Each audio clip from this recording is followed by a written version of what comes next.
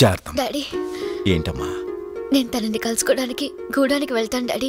అదేంటమ్మా, ఒక పక్క డాక్టర్ నిన్ను కదలకూడదని చెప్తుంటే జర్నీ కష్టమైన ఆ అడవికి వెళ్తానంటున్నావు. కానీ డాడీ ఈ గుడ్ న్యూస్ తనకి. డోంట్ వరీ, నేనే వెళ్ళి చెప్పి తన్ని తీసుకొస్తానమ్మా. డాడీ. అవునమ్మా, జరిగిన గొడవ కారణం నేనే గనుక నేనే వెళ్తాను. నా పొరపాటుకు మన్నించమని అడుగుతాను. అతన్ని ఎలాగైనా తీసుకొస్తాను. మీ ఇద్దరూ కలిసి ఉండటం కంటే కావాల్సిందేముందమ్మా నాకు? Thank you daddy.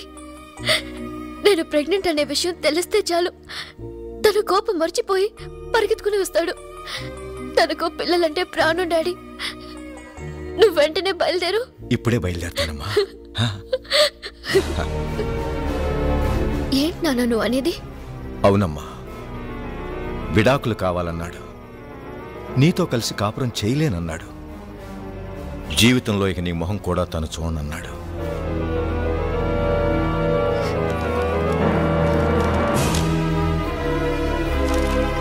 నేను ప్రెగ్నెంట్ అని చెప్పావా నాన్న?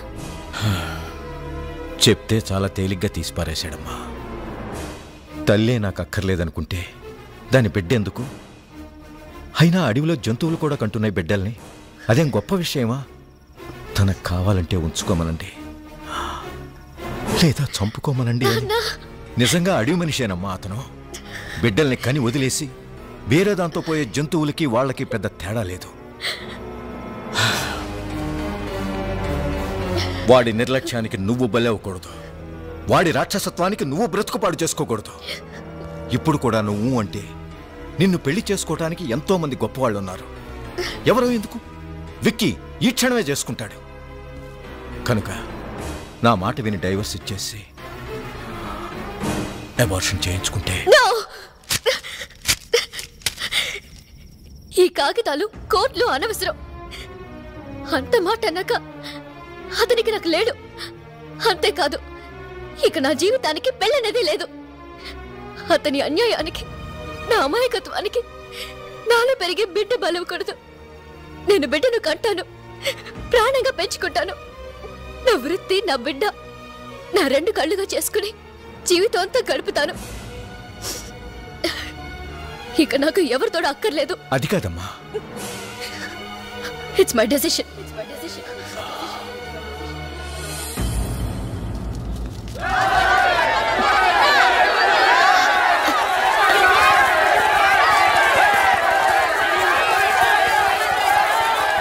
ఏంటి గొడవ? ఏం జరిగింది? శివంగి సావటానికి ఎట్టో దూకేసిందమ్మా. ఏంటి? శివంగి చావాలనుకుందా? అవునమ్మా, ఆ రాజు పెళ్లి చేసుకోనని చెప్పాడంట. దాంతో ఇది మోసపోయాననుకుని ఎట్టో దూకి సావాలనుకుందంట. ఎన్ని ఆడ బ్రతుకులకి అన్యాయం చేస్తావు రాజు. ఇక నీ విషయంలో ఊరుకోకూడదు.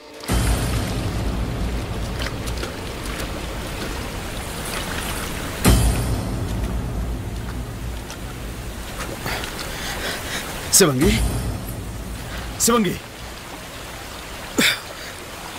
ఏమిటి నువ్వు చేస్తున్న పని? ఈ అమాయకురాల్ని ఆత్మహత్య చేసుకునే స్థితికి తీసుకొచ్చిన నువ్వు మనిషివేనా? చెయ్యాల్సింది చేసి ఇప్పుడు మంచివాడిలాగా, మహానుభావుడిలాగా దాన్ని బతికించాలని చూస్తున్నావా? ప్రేమ, పెళ్లి అని కబుర్లు చెప్పి ఎంతమందికి అన్యాయం చేయాలని చూస్తావు? శివంగి, ఎందుకు ఇలా చేసావు? అమ్మగారు, నీకు అన్యాయం చేసిన ఇతన్ని వదిలిపెట్టేది లేదు. ఇతని చేత నీ మెళ్ళో తాళి నేను కట్టిస్తాను. రాసి చేత నాకు తాళి కట్టిస్తారా? చాలా తప్పమ్మగారు. అదేంటి శివంగి, నిన్ను చేసుకుంటానని మోసం చేసింది ఈ రాజు కాదమ్మా. మరి రాజు రాజు అని చెప్పా? వాడు పోతురాజు. పోతురాజు?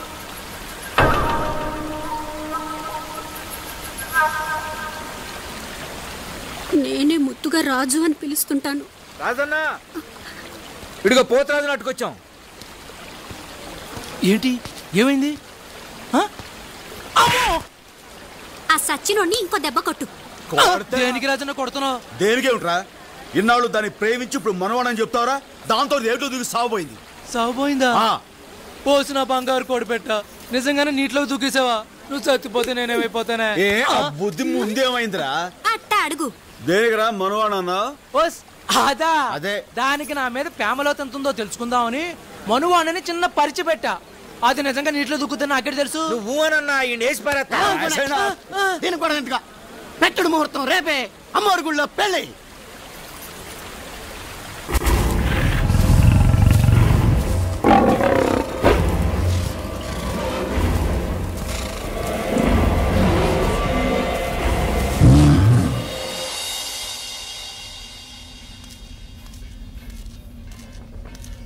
అమ్మా పోస్ట్ అమ్మా.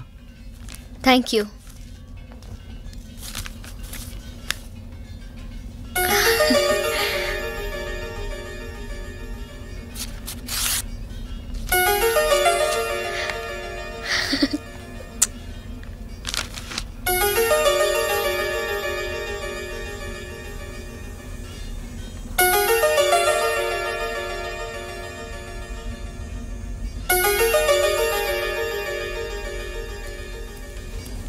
మేడం 4వ పిల్లర్ దగ్గర సూపర్వైజర్ యాక్సిడెంట్ అయింది. అలాగా పదండి.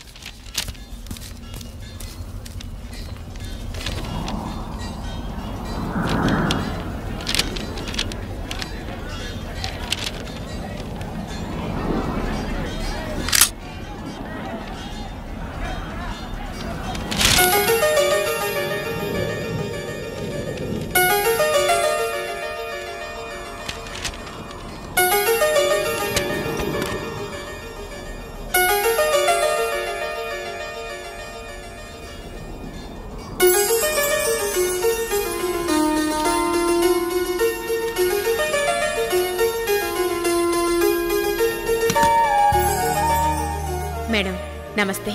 మీకు లెటర్ రాయడానికి కారణం మీ పాప.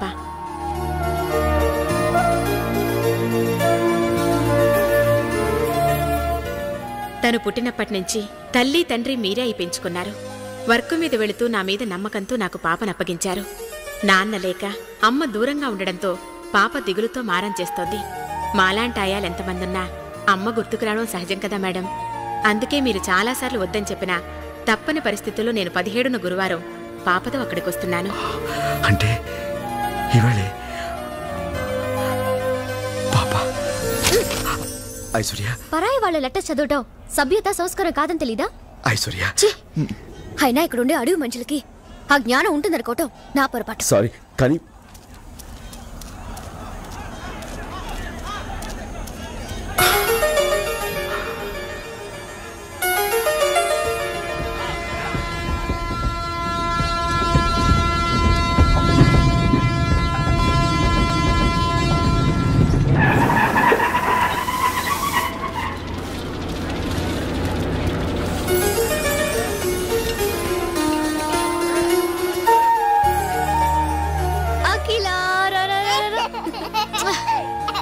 Good girl.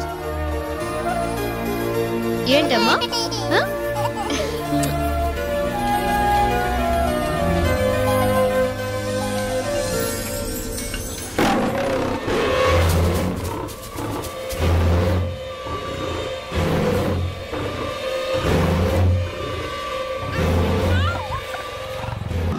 ఐశ్వర్య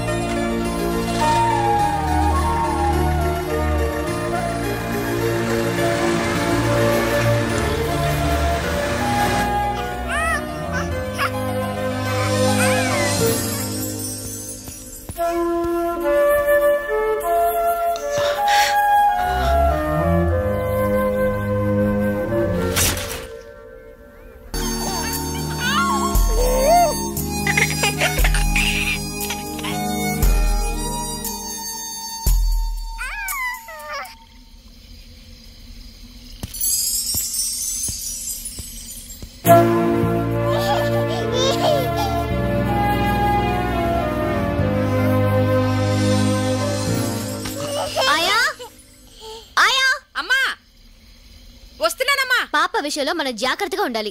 అలాగేనమ్మా. ఇది అడవి. ఇక్కడ అడవి జంతువులు పొంచి ఉంటాయి.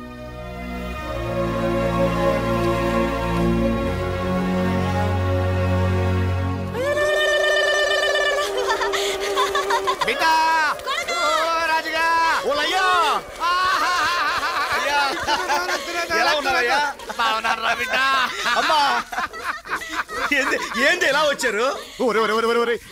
మాకు ఆడల పిల్ల ఇక్కడే ఉన్నట్టు కదరా, మీరిద్దరు మాట్లాడుకుంటున్నారంట కదరా. అదేం లేదులయ్యా.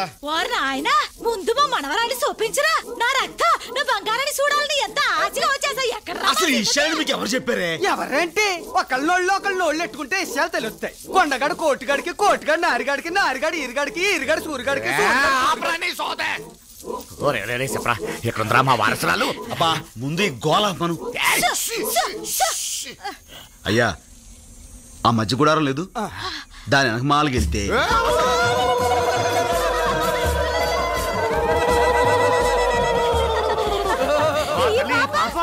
మీ మనవరాలేనండి. మా కోడల పిల్ల ఎక్కడ? బ్రిడ్జి దగ్గర ఉన్నారు. మా బంగారం, మా తల్లి, మన బిడ్డలా ఉండాలి. అయ్యో ఎంత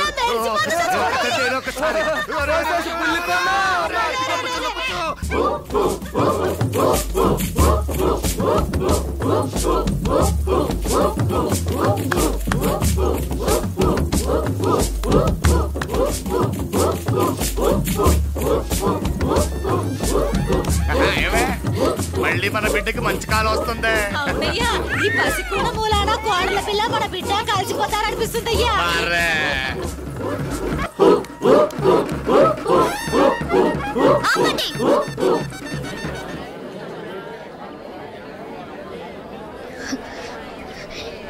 ఏమిటిది? మీకు మతిపోయిందా? పసిపిల్లని ఎత్తుకొచ్చి అమ్మవారిని తయారు చేసి పిచ్చెక్కినట్టుగా గంతలేస్తున్నారు. అది కాదమ్మా, మన బిడ్డే కదా అన్న పాసంతో మళ్ళీ ఆ మాట అన్నారంటే ఊరుకునేది లేదు. పందం పాసం అనే వాటికి అర్థం మీకు మీ కొడుకు ఏం తెలుసు? కట్టుకున్న పెళ్ళం కడుపుతో ఉందని కబురు చేస్తే తల్లే అక్కర్లేదనుకున్న నాకు బిడ్డ ఏవైపోతే నాకేమని జవాబిచ్చిన మనిషికి బంధం తెలుసా? కానీ పెంచుకుంటుందో చంపుకుంటుందో తనే ఇష్టం అని కబురు చేసిన మనిషికి పాసం తెలుసా? ఏంటమ్మా నువ్వనేది? తెలియనట్టు అడుగుతారే. మా నాన్న మీ గూడానికి వచ్చి నేను నెల తప్పానని చెప్పి రమ్మని బతిమాలితే విడాకులు కావాలని మీ అబ్బాయి అనడం తెలీదా? మళ్ళీ నా మొహం చూడనని మా నాన్నని పంపేయడం తెలీదా? ఒకప్పుడు అడవి మనిషి నా జీవితంలోకి వచ్చి సర్వనాశనం చేశాడు. దాంతో నేను ఇక్కడ మనుషులకి మనసుండదని తెలిసి నా బిడ్డని ఈ అడవికి దూరంగా ఉంచి పెంచుకుంటున్నాను. మళ్ళీ మీరు దీని బ్రతుకులో ప్రవేశించి బూడి చెయ్యొద్దు. ఇంకోసారి నా బిడ్డను ముట్టుకుంటే నేను చచ్చిన తొట్టు. తల్లి తల్లి ఎంత మాట అనేసిద్రా. రే అయ్యా, నువ్వు తనకు అన్యాయం చేసావా, తను నీకు అన్యాయం చేసిందా? ఎట్లా అనేసిందేట్రా?